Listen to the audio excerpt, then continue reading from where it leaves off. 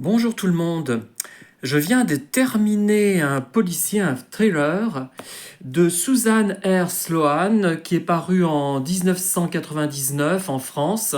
C'est d'ailleurs une édition France Loisirs, reliée. Ce n'est pas forcément une grande référence puisqu'il s'agit souvent de livres très grand public auxquels je n'adhère pas forcément. Vous savez que je n'aime guère Agnès Martin-Lugan, Guillaume Musso, Marc Lévy et autres faux auteurs, enfin mauvais auteurs, très mauvais même. Et là, c'est un livre qui s'appelle À l'ombre d'Éden. Ça fait penser à l'Est d'Éden, le livre que tout le monde connaît. Voilà. Et vraiment, j'ai été sous le choc. Lire ce livre, ça m'a complètement retourné. C'est une intrigue policière qui se passe dans une île, sur une île, enfin, qui est importante quand même. Ce n'est pas du tout, comment dire, petit. Donc c'est américain. C'est un livre d'ailleurs qui est traduit de l'américain.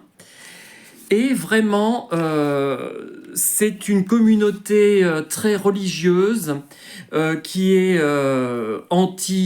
contre les Mexicains, contre les Juifs, contre tout ce qui est différent en fait, avec un assassinat, l'assassinat d'une jeune fille de 15 ans, une étudiante.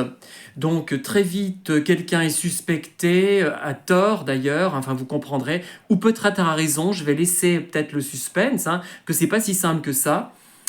Et je trouve que même si dès le départ j'ai deviné qui avait fomenté tout cela, je suis quand même euh, poursuivi par un sentiment d'horreur. C'est vraiment un livre très fort. Bon, c'est surtout un livre de divertissement quand même. Ce n'est pas un livre d'auteur, bon, c'est un livre de genre, un thriller, mais c'est quand même peut-être l'un des meilleurs que j'ai lu dans ma vie, même s'il y a beaucoup de choses un peu banales, apparemment. Mais ce que je peux dire, c'est qu'il est écrit avec quand même un certain soin. L'auteur, c'est un véritable auteur. C'est une ancienne avocate d'ailleurs. Elle sait écrire, elle sait faire des phrases complexes.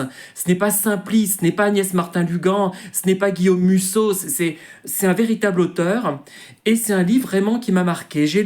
Et qui, curieusement, n'a pas eu beaucoup de succès, semble-t-il. Et là, vraiment, ça ne m'étonne pas finalement. Un bon livre ne peut pas avoir de succès. Moi, j'en arrive à cette conclusion. Ou un succès mitigé.